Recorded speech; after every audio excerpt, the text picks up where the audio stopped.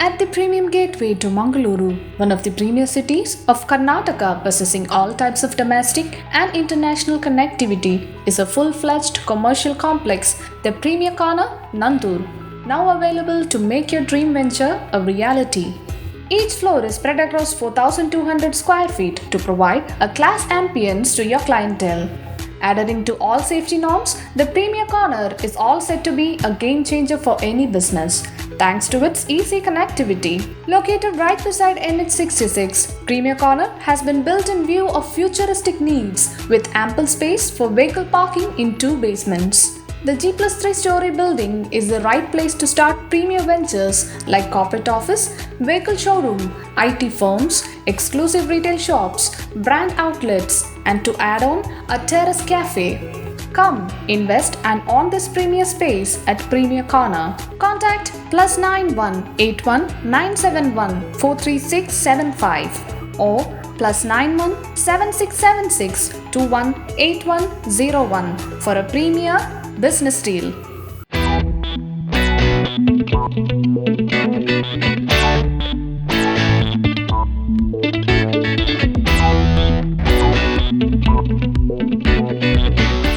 Good morning, viewers, and welcome to the Amazing People Series 2.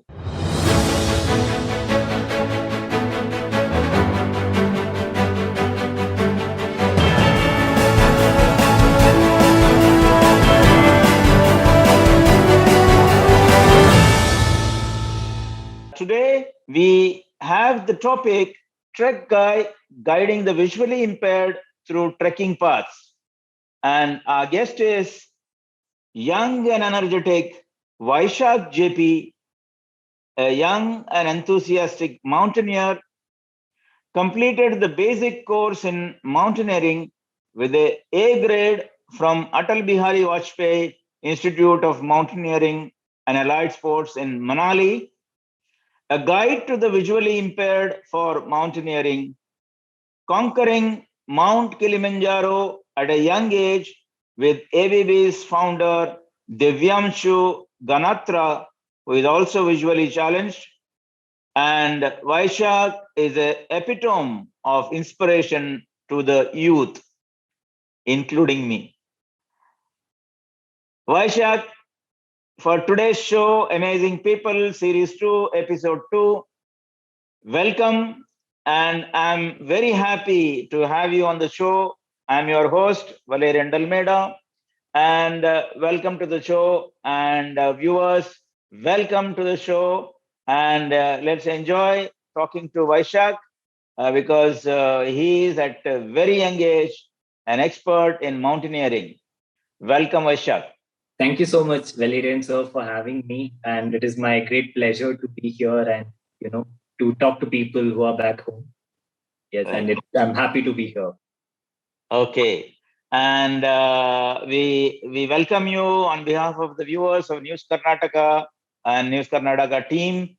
And we are very happy to talk to you on mountaineering. And you will definitely shed light on how mountaineering has to be done and how you can motivate the youngsters to take this as a career.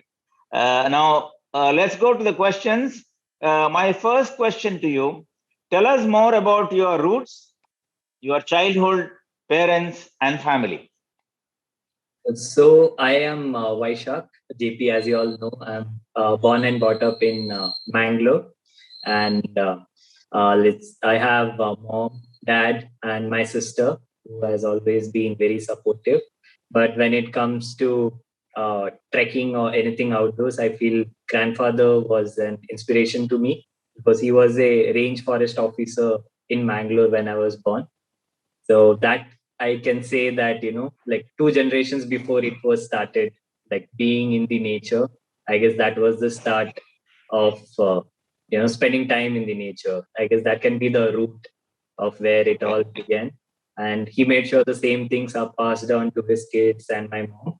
And she also made sure that I also follow, like whatever you do, stay close to the nature. And I feel that is where the roots came from, if I'm not wrong. Okay. And what about your childhood? So I was born in Mangalore, but I did study 3 to 4 years in Kasagod, where in a school in Kasagod, where our house used to be just below the foothill of Chandragiri Fort. So every Okay. day, uh, when I had to get the school bus, I had to do a small hike of 1 kilometer, and so that was everyday routine. Back then, I thought it was very stressful because every morning you have to wake and you're always late and you're running that hill to catch uh, the bus. And that time I used to hate it, and now I kind of feel like small things that join together, and it shows Okay. some Yeah. path towards like a different journey. Yeah. And I Okay. studied there like LKG to third standard, and after Mhm. that I came back to Bangalore. And on Mhm. weekends, when grandfather used to come visit me, they made sure that he would take me to the Chandragiri Fort, take me around, make sure I enjoy the backwaters over there, Okay. and Okay. take to zoos. And like Pilikula was the regular thing for us to go. Right. Yeah. Okay. Good. Good to know that. And coming to the next question, what was the motivation for you to take up trekking?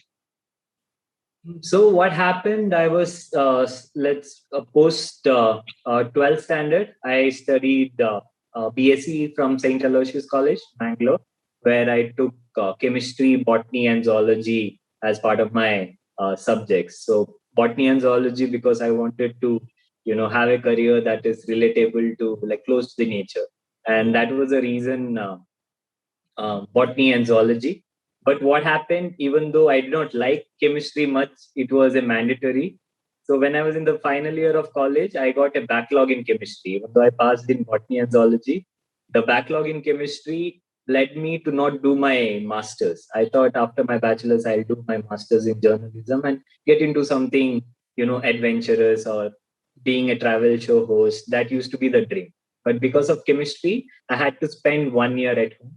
So I just happened to Google mountaineering careers in India, like trekking careers in India. And that is when I realized there is something known as mountaineering institutes in India. There are mountaineering courses. There are thousands of mountaineers graduating every year. And that was, I feel, because of that chemistry backlog, life kind of changed for good. Okay, the backlog is the blessing in disguise for you. Yeah, exactly. Okay, okay. That's what we say in every mishap or misadventure. There is an adventure. Yeah, true. Very true. Okay, yeah, good. And you made use of it. That's wonderful. Yes. And okay, moving to the next question, Vaishak, at the age of 20, you did a basic course in mountaineering. Share Yes. your experience while at Manali. Yeah. So the when I Googled, I realized there are at least 3 to 5 mountaineering institutes in India, and I got an admission in Atal Bihari Vajpayee Institute of Mountaineering, which is also partly affiliated to the defense, and where all your principals, directors of the institute are from army background.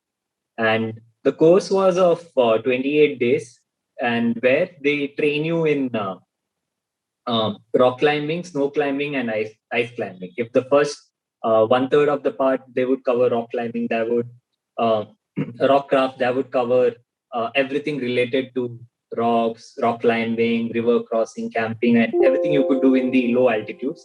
Then the next day would cover everything that you can do in the snow, like traversing in snow passes or what things to do in the snow, and you have your exams. And then the remaining 1/3 of the days they cover the glacier part, like traversing a glacier, ice climbing, the technical knowledge and the practical knowledge. So it was for a South Indian who was in the very comfortable in the Western Ghats of India and going to the Himalayas for the first time at an young age. I was lucky, and to do these courses was an eye opener to Okay. like lot of like it was the journey towards a different world kind of. like that lack of awareness was a blessing for me to go out there and explore. And now I feel like I was lucky somehow, like right things came at the right place. Okay. And this course is of how many years? So this is like a 28 days course, but the only thing is you have to be really good to do this course in 28 days. So it is training come exam course. So the people who are already in this mountaineering industry do this course for license. Oh, okay. Okay. More or less like a certification course. And here, how you get marks is one mistake is equal to one life. So that is how, let's say, the important it is to be, like really good when you are in the outdoors. So whenever we have exams, if we get like 4 marks less, they would be like because of you, 4 people died. So that is how the lack of, like the practical knowledge and being out there was very important. Okay. Okay. Something interesting. Yeah. All right. Yeah. Now, at Manali, any instance in those 28 days, do you remember any instance where you cannot forget? The main, one of the main things was we love rice. Being South Indians, what is our love for rice is like too much, I think. And the transition to like food becomes a major part. Whatever you eat should be easily digested. And there, everybody was eating roti. And because of that, initial days had a discomfort of acidity and digestion issues. But that kind of covered up later on. And, so I got to know that like I was experiencing snow for the first time. So there were at least 100 things which I experienced or did for the very first time. And that was, like overwhelming at the same time. Okay, I have to prepare more. I need to gain more knowledge. So it was that kind of a journey for me. Okay. Yeah. We also have some videos you might watch. The road to Himalayas from Roy Cruiser, who is doing so those are also videos are coming up in News Karnataka. If you have got chance, just watch them. How they are their expedition to Himalayas from Bangalore, and episode 2 is running, I think, today. You can see it's also very adventurous how they are. I'm just trying to tell you this so that you can watch the videos. They are, I think, 4 or 5 minutes each video. Yeah, definitely. Yeah. And now in mountaineering, for the help of our viewers, for their benefit, what are the different courses in mountaineering? So when it comes to mountaineering, the most recognized ones are, the first step is doing the basic mountaineering course. So once you do the basic mountaineering course and you get an A grade, only then you're allowed to do advanced mountaineering course. So basic mountaineering, like you can be one of the participant in the expedition. But in advanced mountaineering course, you can lead those expeditions. So they teach you like enough skills for you to lead the expeditions. And then after that, people who wants to become a mountaineering instructor, they can do MOI courses, that is methods of instruction courses, which allows them to be a mountaineering instructor anywhere in India. And for people who want more adventure, they can get into search and rescue courses, where they are trained to search and rescue people who fall into cliffs, who are lost in the expedition and things like that. So this is one way of like getting qualified. Then we have these local Himachali Pahadi boys who get their skills just by just being in the mountains, where you make sure that you gain those knowledge by being in the field, working in the field, or having right mentors in the field. Okay. Yes. Okay. So how equipped are you as a mountaineer from this 28 days course? So I would say in my case, because there was no prior experience, it was a testing time for me. So I'm first time stepping my foot on the snow, and I'm learning how to do snow climbing. Got it. So this was the, let's say, drawback that I had, where I had to put that extra efforts to learn it, and you make sure that you get the grades for it, and that was kind of difficult. But for everyone, but nowadays, because of the awareness that is there about mountaineering courses, people prepare 3 to 6 months before doing the courses, or who are already working as mountain guides or trekking guides, who has practical knowledge in the field. They work in the field for 2-3 years, and then as and when they get time, they move to the mountains, do these course in ease because they already have the practical knowledge, and then get certified, then apply for the next course. And for people, I would say, don't randomly apply and get into there. Make sure you practice for 3 to 6 months. Make sure you're in the right fitness when you're doing the course. Learn all the ropes and knots and mountaineering vocabulary and practical knowledge before doing the courses, and then you will have a lot of fun in that 28 days. Okay, good to know that. And right, you are giving advice to our new generation who wants to do the mountaineering or join the courses. Yes. And now my another question is, during this basic course, is it one-to-one, or are there many students in the class, and how is it like? So in it will be in Manali. It was a batch of anywhere between 60 to 80 students. You will have these 80 students, maybe let's say from different parts of India, but majority of the people who are doing these courses are local pahadis or mountaineers from Uttarakhand, Kashmir, Himachal, who are already in the field, who are already working as instructors. So for them, it gives them the credibility that okay, they are a certified instructor. And so most of the Himachali boys and girls, they do these courses, and very few South Indians you will find. If it's a batch of in our batch there were 100 people, I guess that batch only 3 people were from Karnataka out of the 100. Oh, yeah. Okay. And at what age these courses are being done? I mean, the 100 people there in the batch, what age group were they? They were between 16 to the starting age of the course is 16 to 35, if I'm not wrong, somewhere between less than 40. So that is the age group they look at.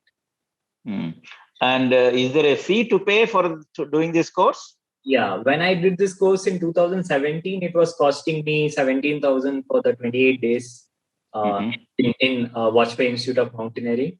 But I guess if I'm not wrong, now it is somewhere around 28,000 to 30,000 for the same 28 days. But does it include accommodation, or you have to find an accommodation by yourself? It includes food. It includes everything. So since it's subsidized by government, it is. Yes. If somebody imagines of staying in Manali for 30 days, that's more expensive. But if you plan to do the course, it is cheaper. But my intention of saying that is you get a skill to learn and, develop that skill and experience that mountaineering lifestyle. Yes. Youngsters out there, listen to Vaishak. He is really, telling you to spend some time in Manali, but do a mountaineering course so that you'll enjoy and you can do trekking better. And Vaishak, let's take a break now. Yes. And we'll come back after a break. Are you planning to settle in the capital of west coast of Karnataka?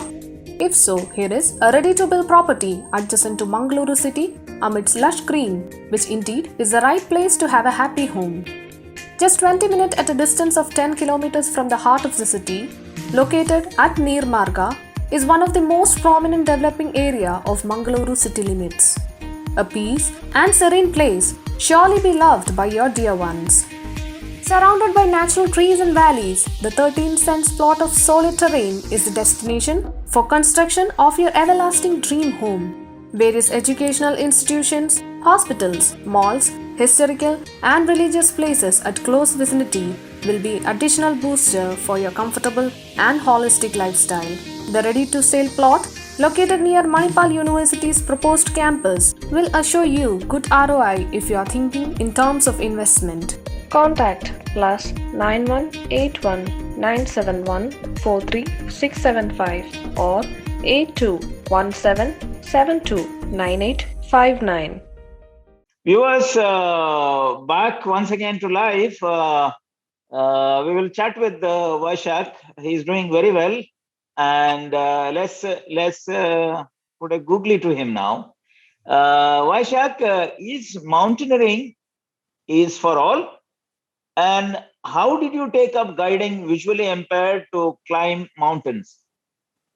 So during the course, I experienced, my mentality was like, you have to be born in in these mountains, in Himachal or Uttarakhand or Arunachal Pradesh, like, in these upper Himalayan areas. Only then it's meant for you. That was the feeling initial stages. And you had to be fit. That was the mentality I had. And after I came back, and that is what I was trained. I was training to make sure that, I am at the utmost fitness.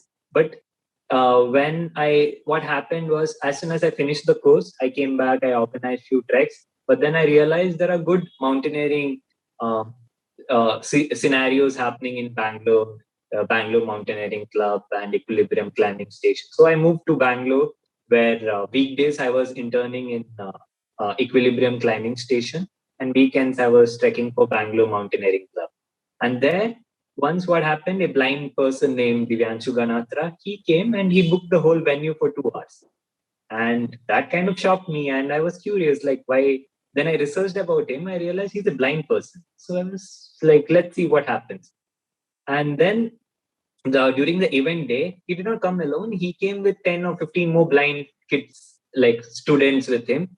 And there were corporates that also came in. And they all did rock climbing. Whatever I was able to do, they were doing the same thing. And that's when I realized that, you don't, sometimes willpower is enough for you to do the things what you want. And that is when I realized that, okay, they do it a little differently, but mountaineering is for everybody. And that kind of shattered all the stereotypes that I had regarding, mountaineering and disability, I can say. That was a changing point. Yeah. Okay. Yeah. Now, you mean to say anybody can do the mountaineering, right? Yes. If you feel like, if you have the self-belief that, okay, I can climb this mountain, then you can do it. Okay. And how did you take up this? Okay, you met Divyanshu, but how did you take up guiding visually impaired to climb mountains? So what happened, I was still, it was just a one-time event that happened over there. And I was still interning in that climbing gym. And indirectly, from a different source, I got an opportunity to interact with Divyanshu, where he wanted me to guide a mountain in Agumbe side, Kotepetta, which I had never heard of. And that was for the managers of Adani power plant in Padubidri and blind people together. And I left the internship in Bangalore, went back to Bangalore, went to the place for the first time. It was not on Google Maps. So went there, asked the locals, and they said that this is a mountain, this is how you go. We got lost, we came back. The next week, we went again, hiring a local guide, and they took us to the top.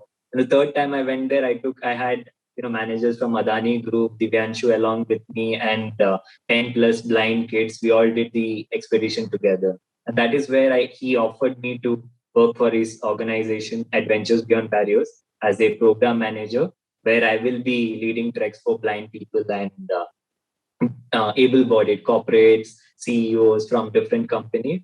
So like we climb mountains together and break the stereotype that is with regards to disability. And there in that organization, it was not only blind people I was climbing with. I was also climbing with people without legs, people without hands, or people amputees, people without having hearing impairment. So it was an organization for all kinds of disabled people and able-bodied to together enjoy the sport.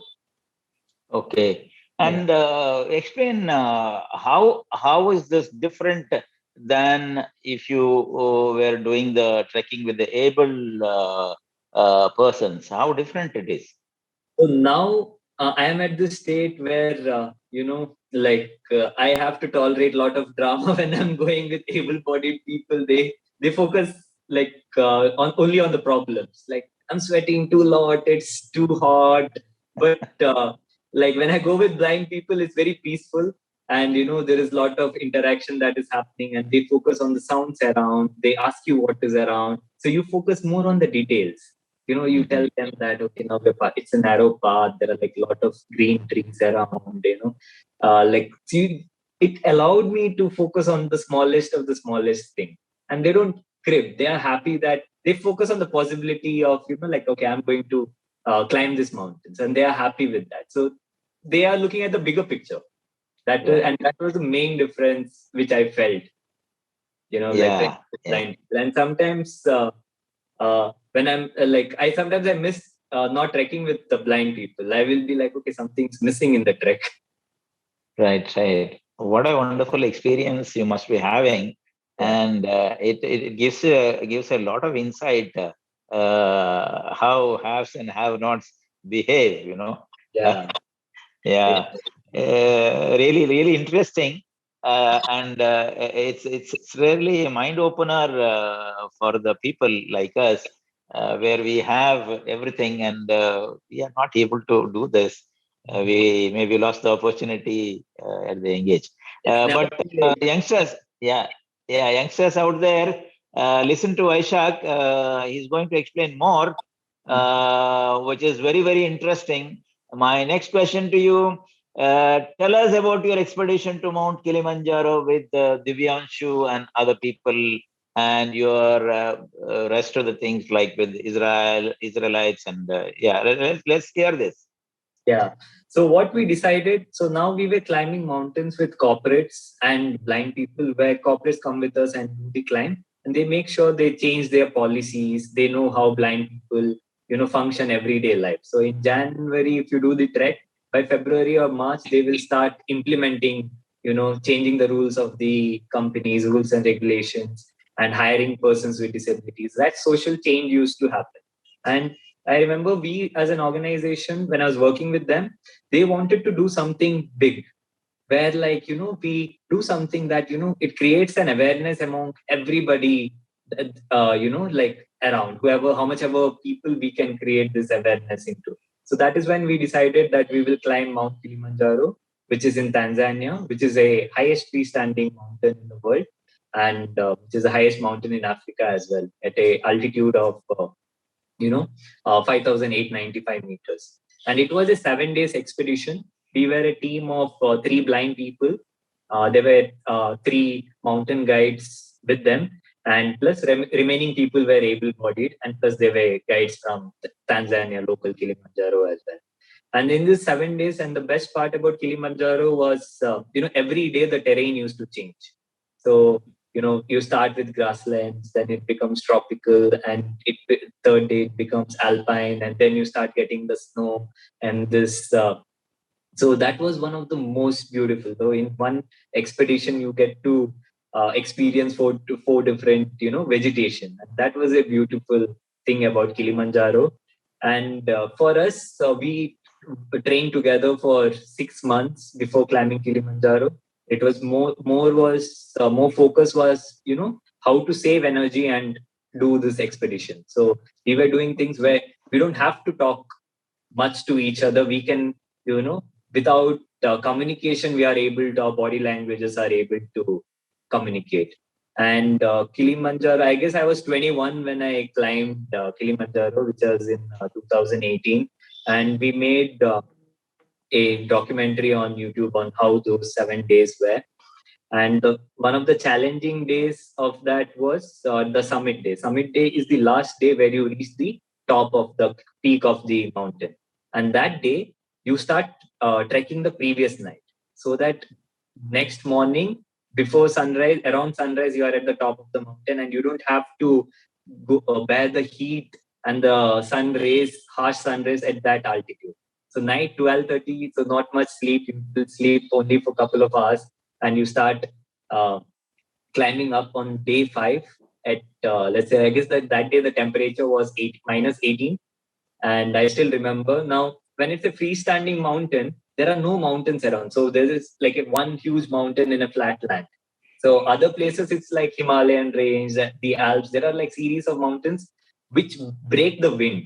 Now here at that altitude, you're completely exposed and the wind speed is massive. So let's say there would tears come out, because of this cold condition. As soon as it comes out, it freezes right over there. So you are literally removing ice from your eyes. Yeah, and that was a challenging day. And we made sure that around, I guess, 1 hour after the sunrise, everybody reached the top and we all had a group picture, which is very rare. Usually people climb at different times at their own pace, but we wanted to do this together, and all three blind people were together for the summit picture, which was a great thing. And that was Kilimanjaro in short. Okay. And who were the Israeli people who were with you? Was it in this expedition or in So another? it was in the same expedition. So out of the three people, two blind people were from India, and one blind person was from Israel, was working in the Israel army during the Syria war. So during that war, he lost his eyesight. And there were two more Israeli people who were in the expedition, Sophie and Baby. They were mother and son. So out of the 13 people, 3 were from Israel and 10 of us were from India. Okay. It's like Indo-Israel kind of a thing. Right. And when you reached the summit, what was your feeling? And I was tired, obviously, and and that it was a great feeling. And I kind of felt everybody around were crying. I remember that part, and when I look at the video, so I saw that.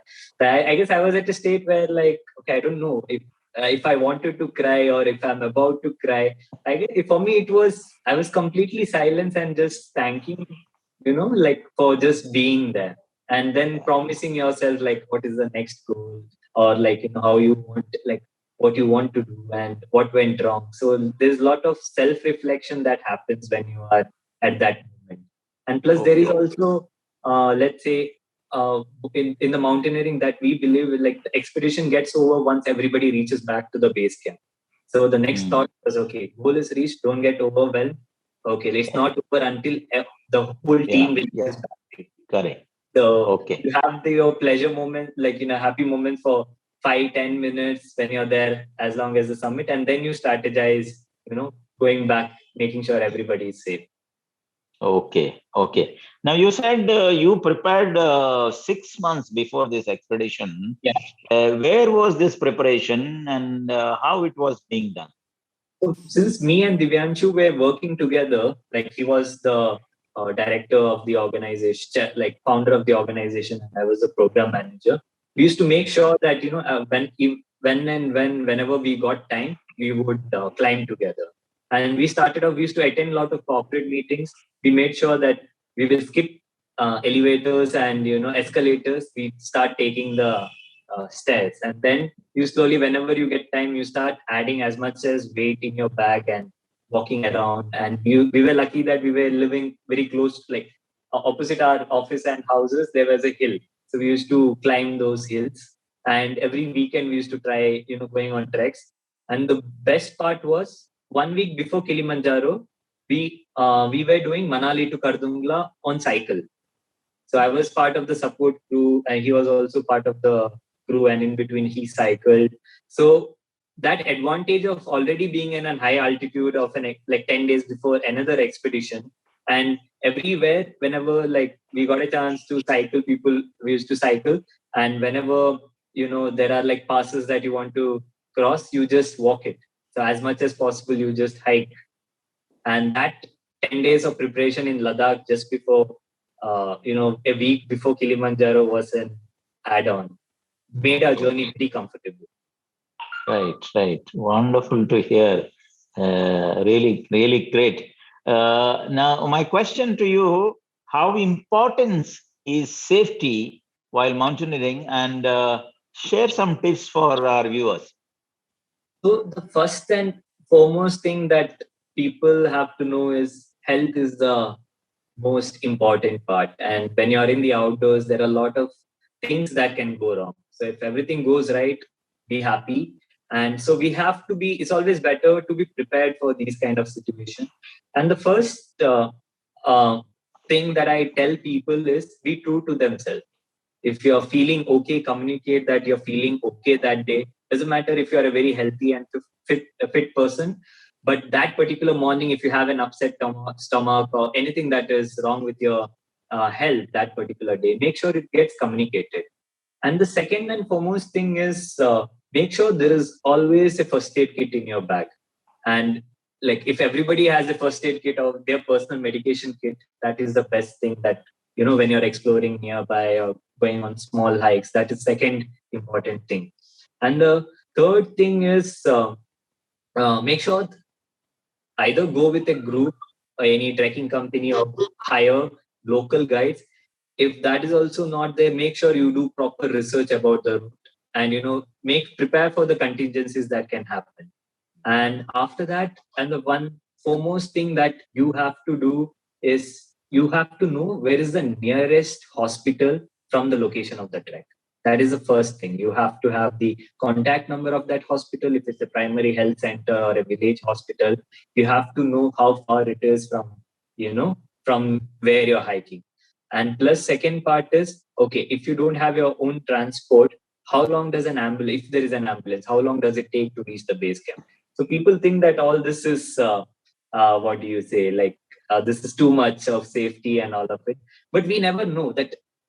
Right. Don't have that one moment of, rescue, and you're not prepared. So you won't lose anything. Like if there is a situation like this and you have this information, it becomes very easy to save that person or, get that person to a comfort zone as quick as possible. So it's always good to have these, when bikers go for a ride, they make sure where are the nearest petrol pumps are. It's the same way, you have to, they make sure that, what are the safety measures that you can possibly follow. Yeah, very important. Very important. You shed light on safety in mountaineering. Let's take another break now, and we'll come back in a while. Attention! Here are two properties located just adjacent to NH 73 at Melkar BC Road, which is the place most appropriate to realize the dream of having the home for a happy living. Just 30-kilometer drive from Mangalore, the west coast capital of Karnataka, two layouts of 20 cents and 19 cents respectively, with village ambience, are ready to build with clear documents. The hill opposite to these properties are reserved for the proposed university campus of a prestigious Mangalore-based institution, giving you indeed the right investment opportunities in future. Pious religious centers around will give you a spiritual feel amid modern lifestyle. On-time healthcare facilities and educational opportunities are available within reach. Contact 91-81971-43675 or 821-77-29859. Viewers, we are having a chat with Vaishak. Lovely show. A lot of insights into mountaineering. And Vaishak, after the break, I will ask you a question. Tell us more about Equilibrium Climbing Station in Bangalore and your internship, and each trekking can be made as a career. Okay. So for me, let's say first changing point was the backlog in chemistry. I can say that is something that changed my life forever. And the second one is, working or interning with Equilibrium Climbing Station, where I got a chance to meet with Divyanshu, where I completely took a different life got a chance to explore life in a different way. And that is, one of the important parts for me that Equilibrium played. And third part, back then, I guess even now, it is the largest indoor climbing gym in India, where most of the athletes from Bangalore who represent India used to train. And that, kind of an exposure for you if you're getting it in your own state, which is a great advantage, where that this is how you want to train, and this is what it takes to be the national champion or represent India in international platforms. So even though I did not take that journey, but I'm glad that at some part of I got to live that life for a really long time. And since Bangalore was, like a lot of people pass through Bangalore or be in Bangalore or work in Bangalore. And since we were, as part of the internship, I make sure one of my duties to do was we were in the top 10 things to do in Bangalore. So because of that, I got a chance to interact with a lot of foreign nationals who are into climbing or the people who want to explore climbing. There's nothing like giving new experiences to people, and if you're able to do that in a city, which is like a privilege where, and I feel that was like equilibrium journey for me. Okay, but my question was also, is trekking can be made as a career? Definitely, yes. And I kind of believe that, like if you do it in the right way, and if you have the right knowledge and, right business sense for that matter, you will be definitely able to make more than what a fresher engineer in an IT company would do. You can definitely make more than that. Yeah. And what are the opportunities like? Is the trekker is being hired by corporates, or how is it like? Yeah. So now, first option is, you work as a assistant guide or a trekking guide for any of the existing trekking companies that are always there. So people in that cycle of 9 to 5, at least in an IT, let's say Bangalore kind of a place, Monday to Friday, they are very much stressed in their offices, and Friday night they want to go out. So you have an opportunity where, you can earn a monthly salary, by, utilizing your expertise in the mountaineering industry. And the second, the spending the crowd, like if they go, like, once they are very much used to the Western Ghats, they tend to go to the Himalayas. So if you, set up a business there, if you can start your own company, the amount of, like it's unlimited, like, depending on how good you utilize your marketing skills, how good you put yourself out there, your brand, your company out there. So that helps you to, like the Himalayas is, let's say 2,200 square kilometer, and there are at least, 45,000 unnamed peaks over there, which if you want to climb, you can climb. And then content became, nowadays, because of the digital era, content became a huge, revenue stream for people. So the possibilities of what I'm trying to say is, it's like any other career. So if you go out there and explore, the possibilities are numerous. And for me, because of my, like the people who are out there trekking, they have a better leadership skill, risk-taking abilities, which is very much required in a corporate scenario. So your possibility, let's say there are two resumes out there, and one person who's a trekker and the other person is an indoor person who likes to stay indoors. There's a high possibility that you will get hired because you can guide people out there in the mountains, and so these kind of things add on.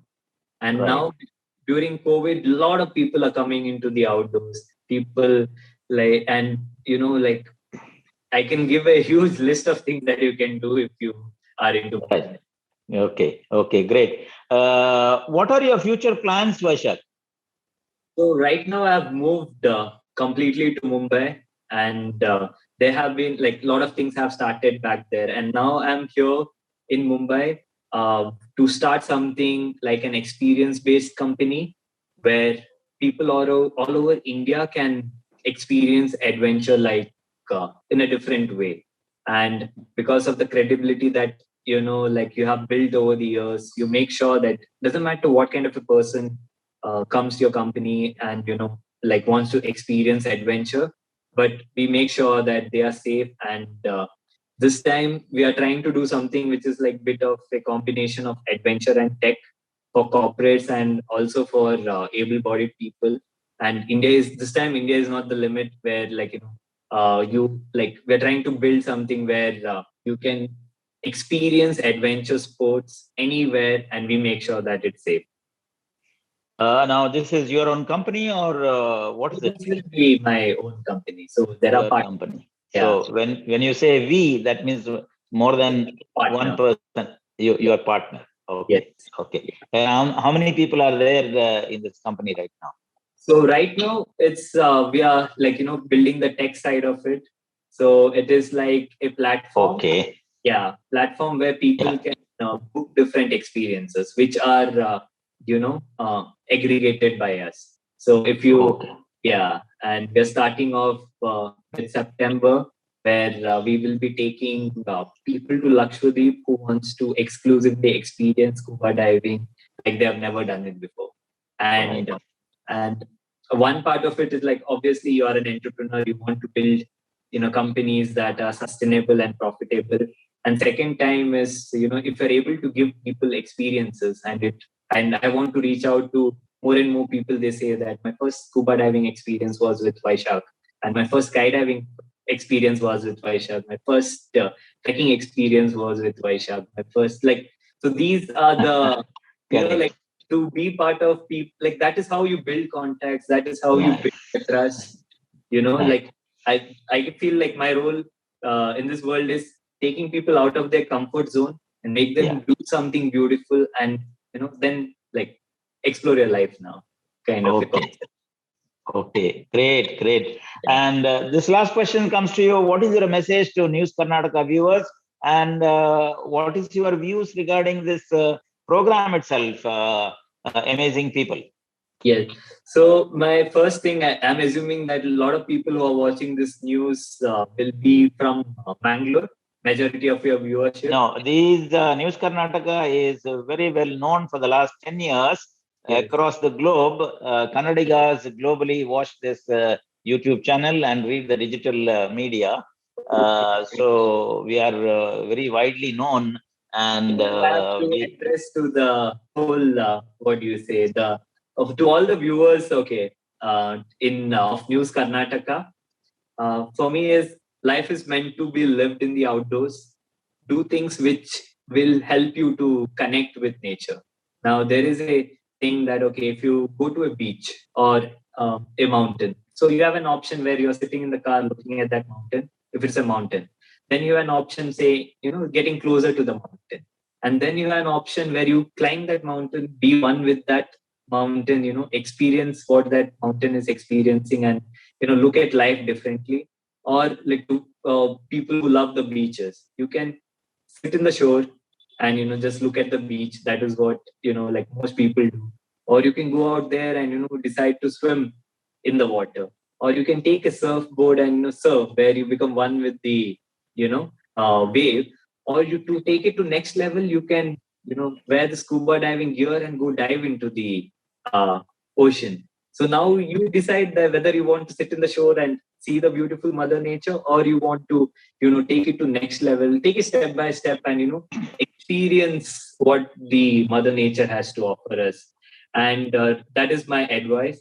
And since I'm from Mangalore, and like there's a small message for people in Mangalore, like who are, if they are watching this, we have both the beaches. We have Western Ghats is like literally 1 hour drive. Not many people in the world are lucky to have both of these. Being like, and we Mangaloreans, I believe it's a lucky that you are born in this place. So you make sure you make the best out of both. And safety protocols first thing, and leave no trace in the forest. Make sure that when you go to that place, no trash is left out there, and there should be no, like it should be as good as if you have not been there. So make sure you protect it that way. And for viewers, I feel it is an great opportunity to, like because of shows like this, if me sitting in Mumbai, I'm able to, talk to people, whoever is watching News Karnataka, and I feel like now I should follow this channel, so that I know the different kinds of people who are going to come here and share their experiences. So I am having a little bit of FOMO that, okay, now I might go back and see the season 1 and see what did I miss. Right. So that kind of an, something to look forward to. Definitely, yes. And we go to people who have got the, amazing people who are in the culture, art, singing, and trekking, or social service, or varied gamut of activities, who are really shining out there, but don't have the recognition we bring them to the fore and tell to the globe that here are the people who are amazing, doing wonderful work in each of their field, and they are doing well, and they are part of this motivation where youth can learn, even people like me can get motivated from their activities. Thank you, Vaishak, for coming in for Amazing People episode 3, and giving information about trekking, and especially for the blind people, you are holding their hands or communicating with your skills to climb the mountains. Thank you so much. And viewers, please subscribe for our YouTube channel, and you can see amazing people like Vaishak, many more in the days to come. Thank you. Thank you, Vaishak. Thank you so much.